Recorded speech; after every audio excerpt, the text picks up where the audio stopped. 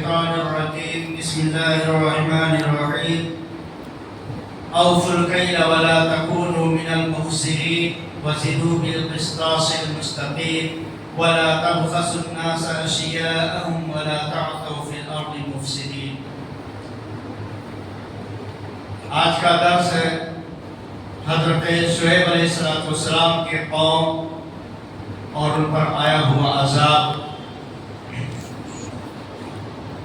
اللہ تبارک و تعالیٰ نے بیان فرمایا کہ حضرت شعیب علیہ السلام کی قوم میں شرک کے بعد سب سے بڑا گناہ جو پایا جاتا تھا وہ معاملات کی خرابی تھی. شرک کے بعد سب سے بڑا گناہ، سب سے برا کام جو کرتے تھے وہ معاملات کی خرابی تھی. کیا کرتے تھے؟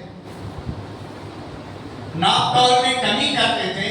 لیتے تھے تو زیادہ لیتے تھے اور دیتے تھے تو کم دیتے تھے، اور ناپتے تھے تو کم ناپتے تھے، اور لینے کے لیے ناپتے تھے تو زیادہ ناپتے تھے.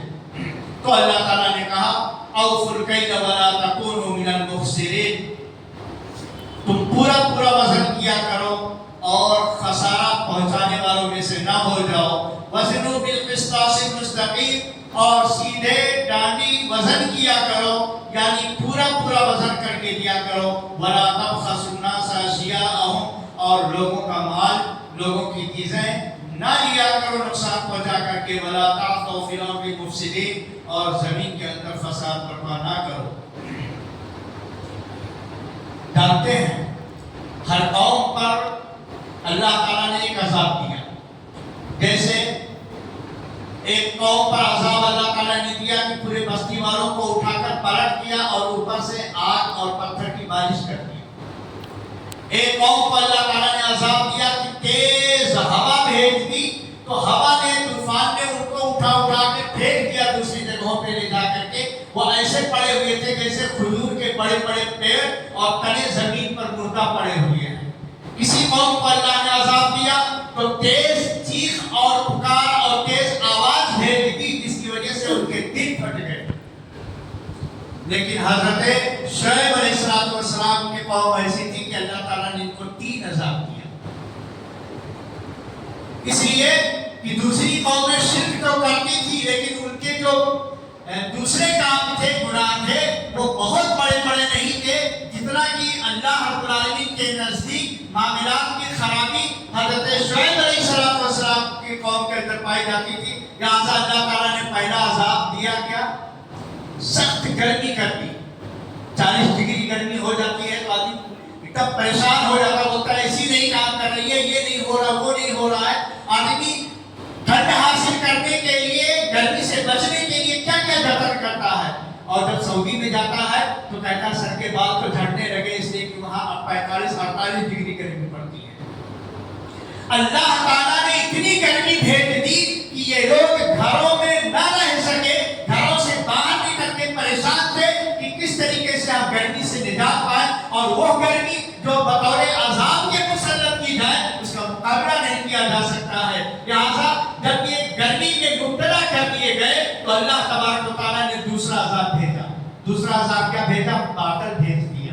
تو جب بادل ان لوگوں نے دیکھا تو کہا اب تو بارش ہوگی.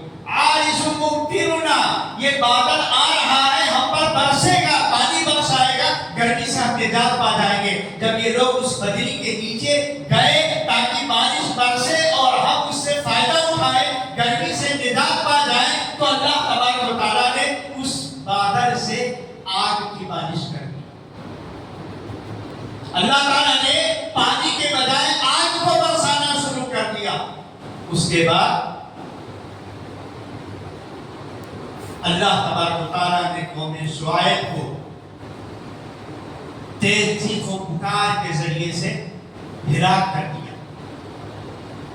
ان آیات کا خلاصہ یہ ہے کہ اللہ تبارک و تعالیٰ کے معاملات، اللہ کے ساتھ کسی کو شریک نہ کرنا، یہ سب سے بڑا نیک کام ہے. یعنی توحید پر قائم رہنا. اور سب سے بڑا جرم اس لیے زمین پر ہے کہ کھایا جائے اللہ کا اور گنگایا جائے کسی غیر کا.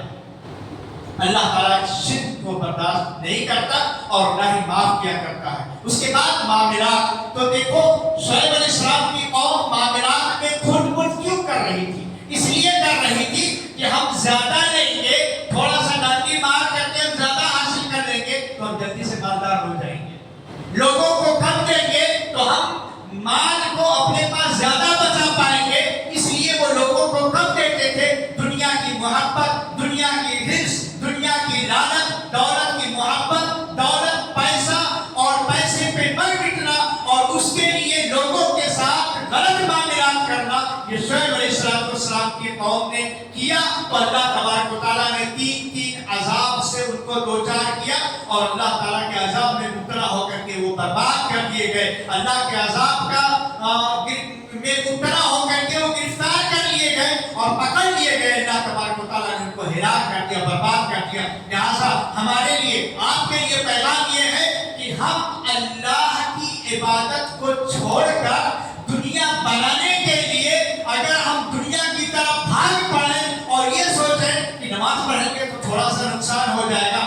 اللہ کی عبادت کریں گے تو تھوڑا سا وقت کا نقصان ہو جائے گا، اس لیے دنیا ہی کماؤ، 24 گھنٹہ مال کمانے میں، پیسہ کمانے میں، دنیا بنانے میں لگا دو، ہم اتنا ہی پا سکتے ہیں جتنا ہماری قسمت کی روزی ہے۔